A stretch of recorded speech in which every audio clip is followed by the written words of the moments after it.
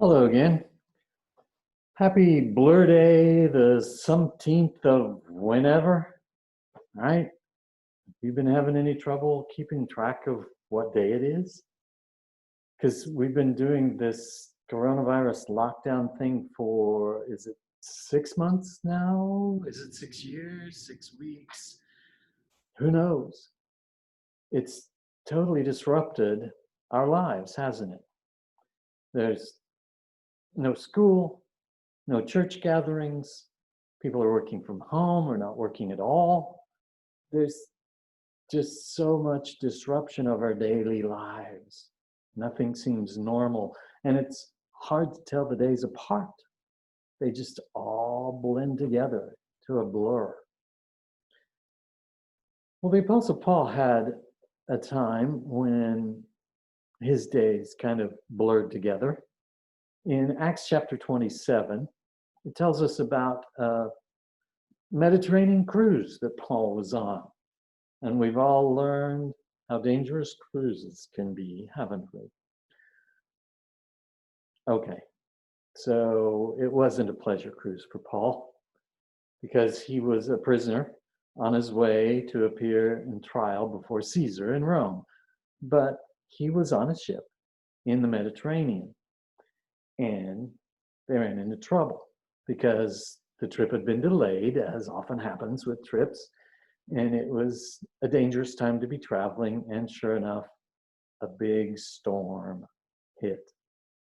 And their ship was driven by the storm. They couldn't do anything but go with it. And the sailors threw over the cargo on the second day, and the third day they threw over the ship's tackle, and then it went on for many days. It says that neither sun nor stars appeared. And after many days of that, the people had abandoned all hope of being saved. They thought they were all going to die. Then one night,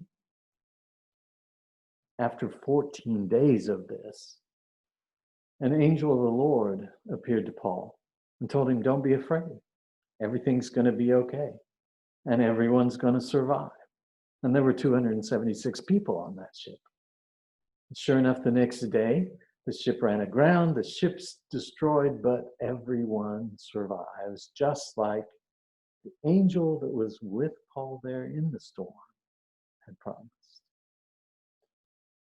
This wasn't Paul's first experience of difficult times. When he wrote his second letter to the church at Corinth in chapter 11, he listed all kinds of things that he had suffered. Imprisonments, how many times he'd been whipped and beaten with rods and even stoned. So Paul was quite familiar with difficulties, with problems. And yet, he could write this in 2 Corinthians chapter 1. And he had known very difficult times, to the point, he says, that we do not want you to be unaware, brothers, of the affliction we experienced in Asia, for we were so utterly burdened beyond our strength that we despaired of life itself. We felt that we had received the sentence of death. That's extreme. Paul knew persecution so intense, trouble so bad, that he despaired. He thought he was going to die. He could see no way out. But I stopped in the middle of that verse. Let me read the rest of it. But that was to make us rely not on ourselves, but on God, who raises the dead. Paul said he had learned that even when he felt like he had a death sentence, that's okay.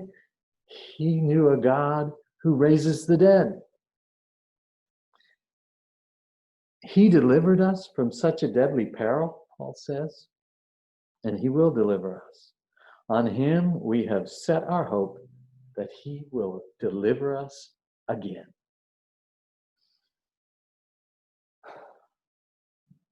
Paul learned from all these trials he went through that God could handle all of them.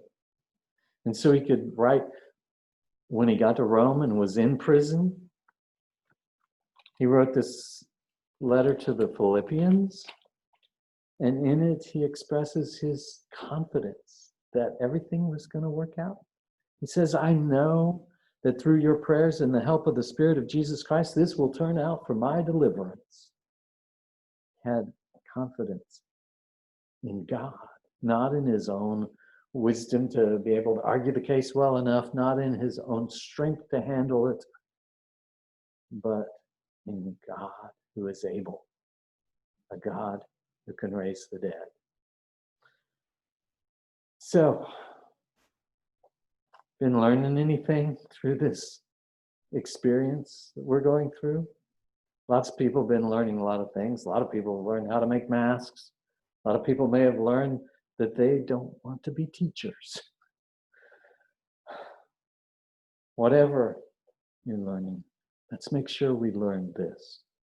Learn to rely not on ourselves, but on God who raises the dead.